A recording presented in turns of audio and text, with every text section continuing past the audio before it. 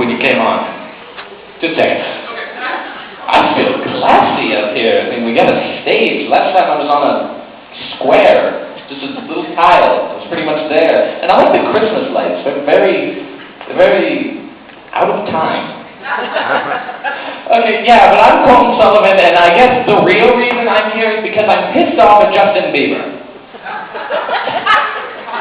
Because he's an exemplary example of my generation, and my generation is lazy. And I know that's like saying that Bernie Madoff is a crook. You already knew it, but let me explain.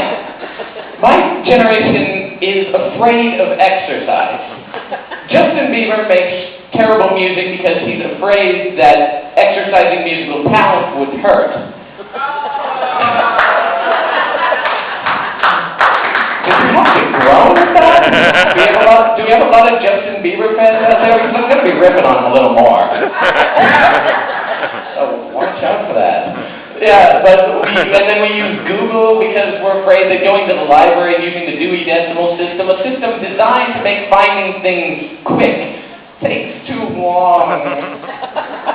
But I'm pretty sure that the underlying reason for all of this fear of exercise dates back to James Bond.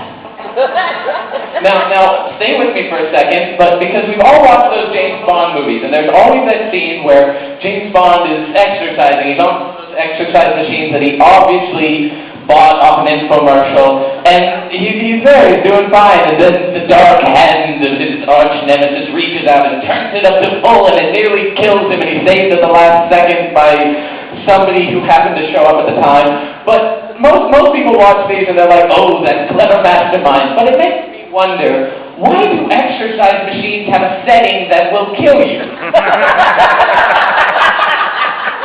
What purpose does this serve?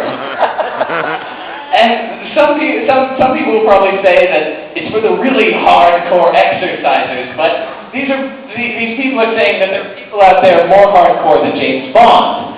So that option is obviously out. But they give us hints. They give us hints with the names of all these exercise machines. You get like the ab crusher and the bicep breaker, and then whatever this thing is. Whatever that is, it's just waiting to kill you. It's pretty useless otherwise. And speaking of useless, does anybody hear about these Russian spies that get captured? Yeah, so for the few of you there, it's interesting, because there was this group of like 10 Russian spies that have infiltrated to live American lives in suburbia, because the Russians know that all the great information about America comes from Green Acres private residence. But the information they got was about as reliable as the Wikipedia entry on Sasquatch. Because everything they found out could easily be found quicker on the internet. So it makes me think that these people were finding everything out on the internet. I can just imagine this conversation when they're relaying their information back to headquarters.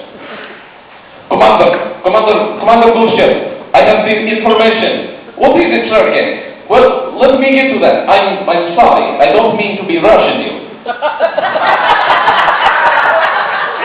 They hate your joke, Commander. I know, I'm sorry.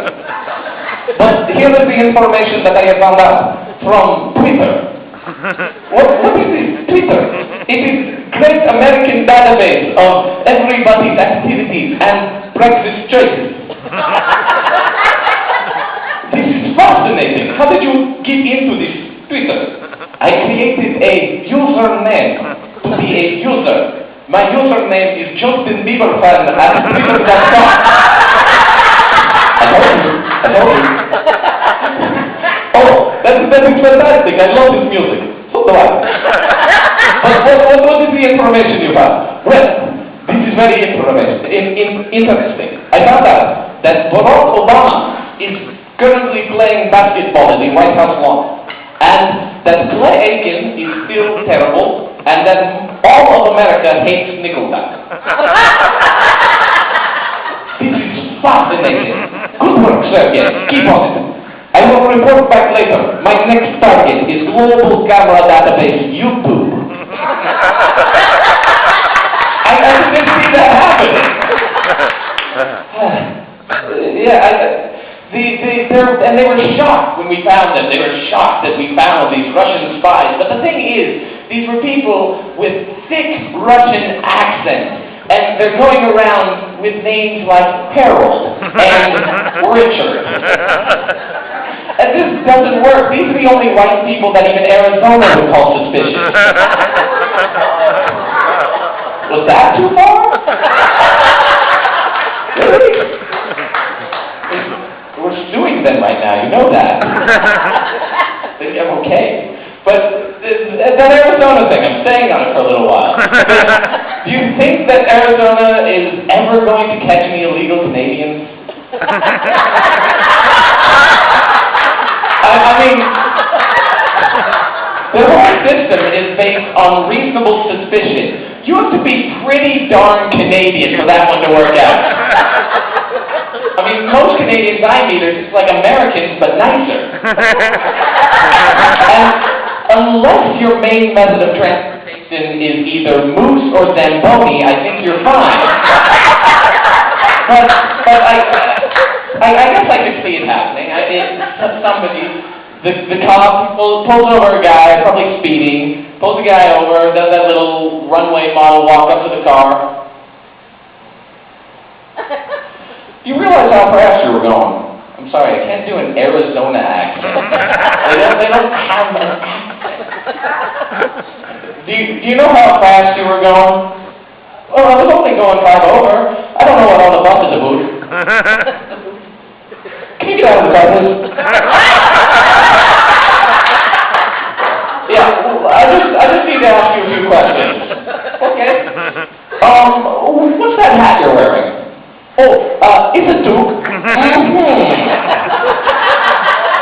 And here's a little tricky question. Pancakes, potatoes, and toast go great topping. Oh, maple syrup. Oh, cool. And now, if you could just finish this sentence for me. Good day. Good day, eh? God bless.